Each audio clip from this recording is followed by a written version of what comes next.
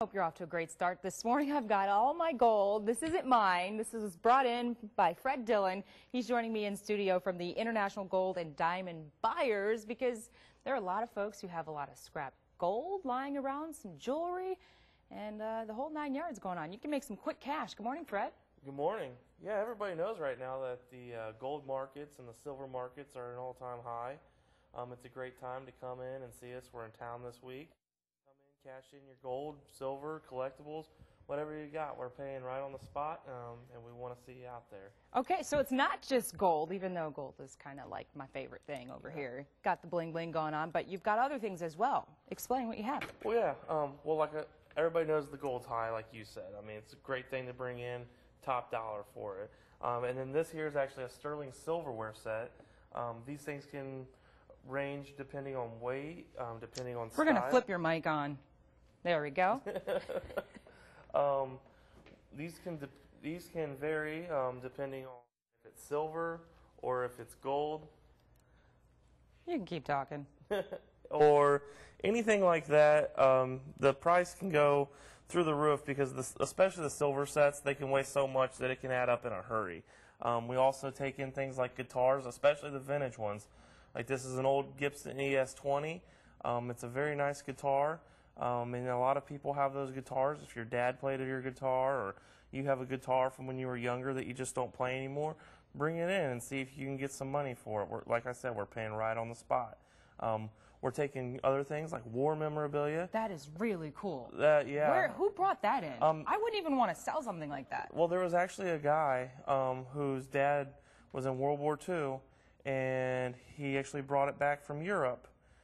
And then he brought it into our show probably a couple weeks ago. And, you know, you can get money for just stuff sitting around like that you don't even think is collectible. And it's collectible. And then my favorite piece that I brought in today, it's actually a signed Mickey Mantle picture. So we are also taking sports memorabilia. People are really trading these kinds of valuable pieces in. So, I mean, if you have something that has a personal tie or story, do you recommend folks, I mean, you know, a lot of times people are going through some things and they may have to trade in certain personal items. But if somebody has a really personal tie, I should say, to one of these items, do you recommend them trading that in? Because once it's gone, it's gone. Yeah, well, I mean, you have to weigh your sentimental, value as compared to the actual fiscal value of an object. Right now, prices are so high on most of this kind of stuff that, if you don't have that much of an attachment to it, I mean, why let it sit around? Bring it in and get some money for it. And if you do need money, if you got to pay some bills or something like that, it's a great time, and we'll cut you a check right there on the spot so you're not, hurting anymore. Right, and a lot of people, as you mentioned, Fred, gold is on the rise. A lot of people have some of their jewelry that they may not be wearing anymore, lying around, like some of the stuff that I have. How much would this go for? For example, maybe this watch that I have on, or a couple bracelets? Well, it all varies depending on weight. We've had ladies bring in jewelry boxes that they cleaned out and received thousands of dollars before, Wow. So it just depends on the weight of the stuff, the quality of the stuff. We can purchase stuff as jewelry as opposed to just the weight of it.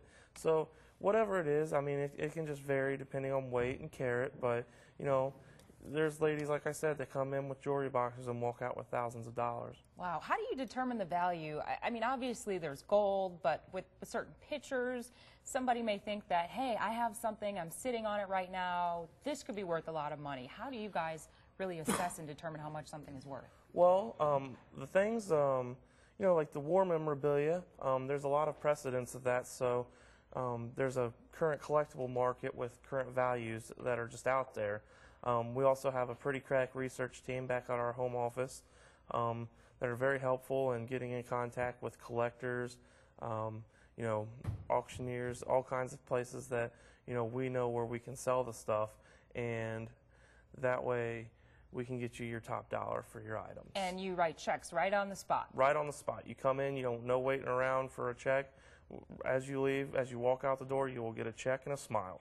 Wow. Okay, well, one last thing before we let you go, Fred. Where can folks find you guys at? Okay, we actually have 2 locations this week. We are in Perrysburg on Fremont Pike at the Holidays Inn Express, and then we are on Secor Road right here in Toledo at the Ramada Inn.